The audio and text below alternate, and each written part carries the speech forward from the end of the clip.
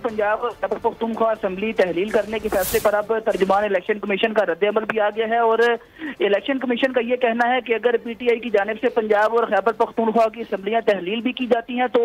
आम इंतखाबात किसी सूरत नहीं करवाए जाएंगे। इलेक्शन कमीशन सिर्फ पंजाब और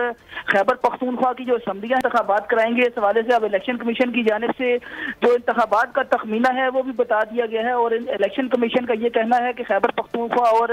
पंजाब की असम्बलियों में अगर ज़िमनी इलेक्शन करवाए जाएं तो तकरीबन 22 अरब रुपए खर्चा आएगा। इलेक्शन कमीशन का ये भी कहना है कि सूबाई असम्बली की एक नशिस्त पर 6 से 7 करोड़ रुपए खर्च आएंगे और इलेक्शन कमीशन इस हवाले से तैयार है कि अगर किसी भी मौके पर सूबाई असम्बलियां तहलील की जाती हैं तो इलेक्शन कमीशन 60 रोज के अंदर उस पूरी सूबाई असम्बली में इलेक्शन करवाने के लिए तैयार है। लेकिन सूबाई असम्बली तहलील होने की सूरत में आम इंतखाबात जो है वो नहीं कराए जाएंगे। 60 रोज के अंदर उसी असम्बली के अंदर जो है वो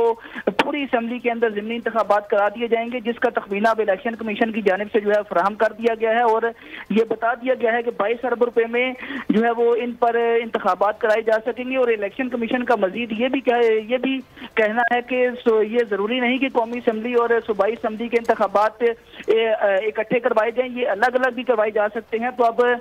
जो पीटीआई की जानिब से असम्बलियां तहलील करने की बात की गई थी उस पर इलेक्शन कमीशन ने बता दिया है कि वो मुकम्मल तौर पर तैयार हैं और अगर किसी भी वक्त